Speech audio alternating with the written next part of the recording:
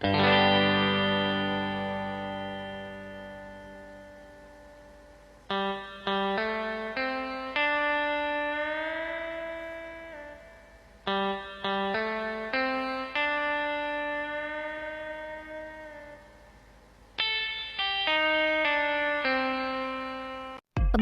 komputer di berbagai bidang.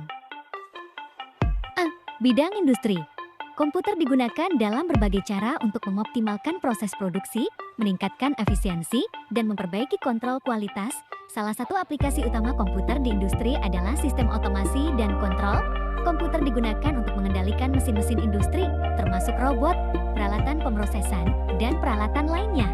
Sistem ini memungkinkan produksi yang lebih cepat dan konsisten sehingga meningkatkan produktivitas dan mengurangi kesalahan manusia, human error. Selain itu, komputer juga digunakan untuk simulasi dan desain produk untuk menguji desain secara virtual, mengidentifikasi masalah potensial, dan memperbaiki desain sebelum produksi massal dimulai.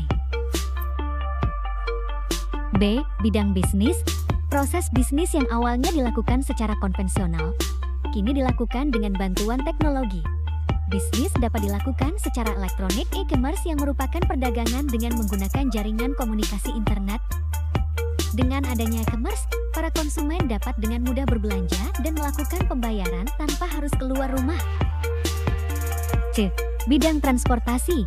Pemanfaatan komputer dalam bidang transportasi telah mengubah cara bepergian dan mengelola sistem transportasi secara keseluruhan. Salah satu aplikasi utama komputer di bidang transportasi adalah sistem manajemen lalu lintas. Komputer digunakan untuk mengontrol lampu lalu lintas, mengatur rute kendaraan darat, udara, dan laut, serta memantau kondisi lalu lintas secara real-time. Dengan adopsi teknologi seperti sensor cerdas dan algoritma cerdas, komputer dapat membantu mengoptimalkan aliran lalu lintas, mengurangi kemacetan, dan memperbaiki efisiensi transportasi secara keseluruhan. D. Bidang pendidikan. Komputer dapat membantu memudahkan para pegawai administrasi sekolah, seperti membuat dokumen kurikulum pengajaran, perencanaan belajar mengajar, dan jadwal mata pelajaran. Selain membuat dokumen, teknologi komputer juga memudahkan proses belajar mengajar jarak jauh learning. Dengan e-learning, guru dan siswa dapat melakukan proses pembelajaran meskipun tidak bertatap muka secara langsung di kelas. Bidang kesehatan. Komputer dimanfaatkan dalam rekam medis elektronik, Electronic Health Records atau EHR. Sistem EHR memungkinkan penyimpanan data pasien secara elektronik yang dapat diakses dengan mudah oleh tenaga medis terkait. Komputer juga digunakan untuk mendukung diagnosis dan perawatan medis melalui sistem pencitraan media seperti CT scan, MRI, dan USG. Teknologi ini memungkinkan dokter untuk melihat struktur internal tubuh secara detail dan mendiagnosis penyakit dengan lebih akurat. F. Bidang perbankan. Pemanfaatan teknologi komputer dalam bidang perbankan, antara lain penggunaan mesin ATM Automated Teller Machine dan Internet Banking. Dengan teknologi, proses transaksi lebih mudah dan cepat. G. Bidang pertanian. Peningkatan hasil pertanian dapat dilakukan dengan memanfaatkan teknologi komputer seperti pengaplikasian IoT Internet of Things. IoT adalah konsep komputasi tentang objek sehari-hari yang terhubung ke internet dan mampu mengidentifikasi diri ke perangkat lain.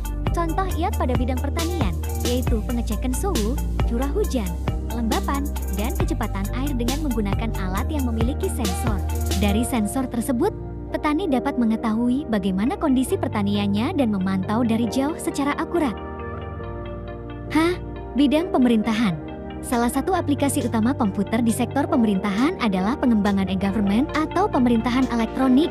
Melalui e-government, berbagai layanan pemerintah dapat diakses secara online oleh warga negara, seperti pembayaran pajak, pengajuan izin, pendaftaran kependudukan, dan lain sebagainya. Teknologi informasi juga mendukung transparansi pemerintahan dengan memungkinkan publik untuk mengakses informasi secara lebih terbuka, seperti anggaran publik dan kinerja lembaga pemerintah.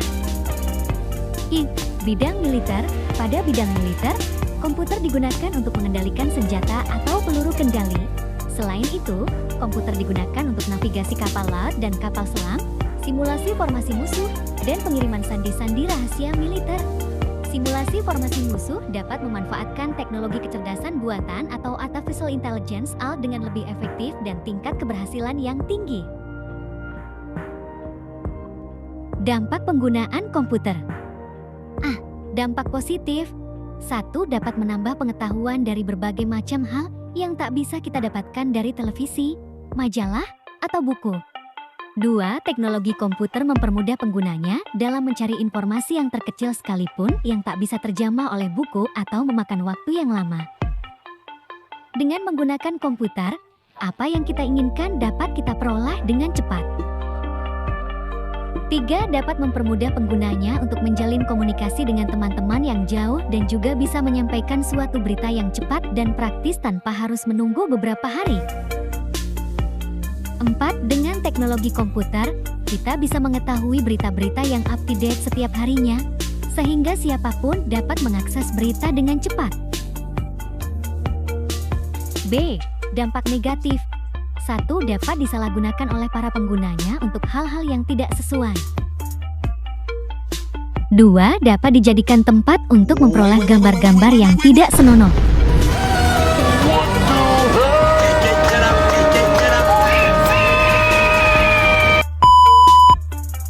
3. Dapat membuat seorang penggunanya menjadi kecanduan akan teknologi komputer. 4. Dapat menimbulkan hal-hal yang tidak diinginkan, seperti pemerasan dan pemalsuan identitas. Dampak media sosial. Dampak positif. 1. Memudahkan untuk berinteraksi dengan banyak orang. 2. Memperluas pertemanan. 3. Tidak terbatas pada jarak dan waktu. 4. Mudah untuk melakukan ekspresi diri. 5. Penyebaran informasi dapat berlangsung secara cepat. 6. Biaya komunikasi menjadi lebih murah. 7. Sebagai media marketing sehingga mengembangkan bisnis online lebih mudah. B. Dampak negatif. 1. Anak dan remaja menjadi malas belajar berkomunikasi di dunia nyata. 2. Maraknya pornografi yang tidak sesuai dengan budaya Indonesia.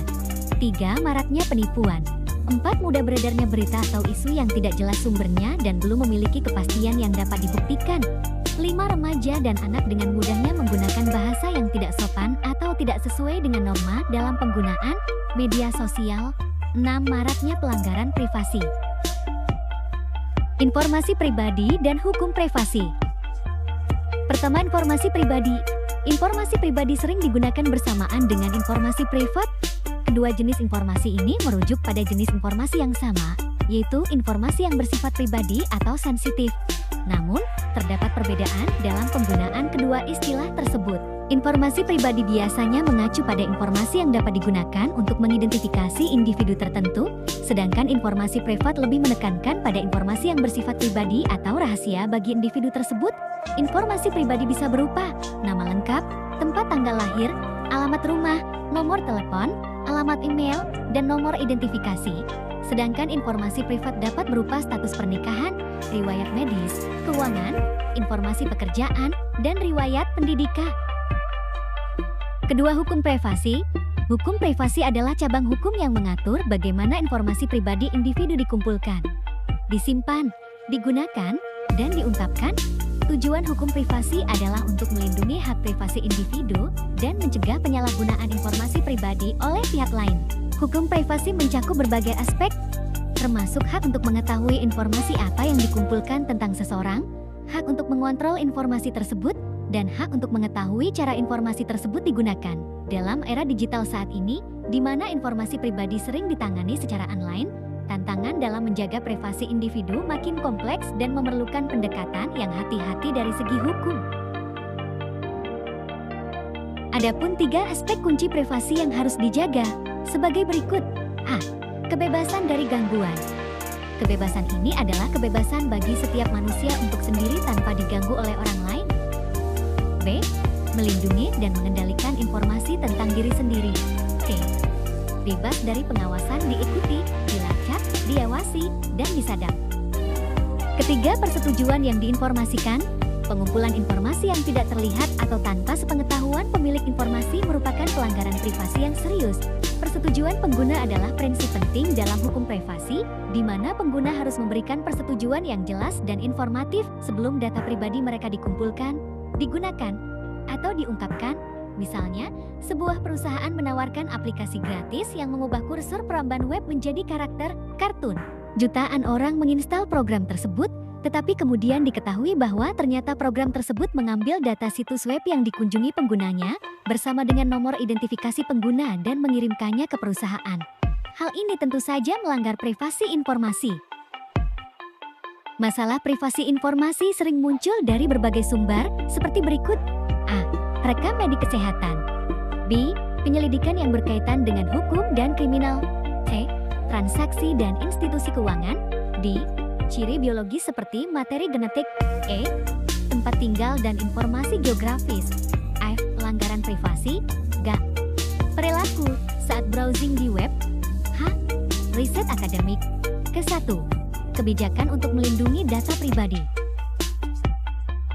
Itu saja yang dapat saya sampaikan. Mohon maaf jika terdapat kesalahan kata.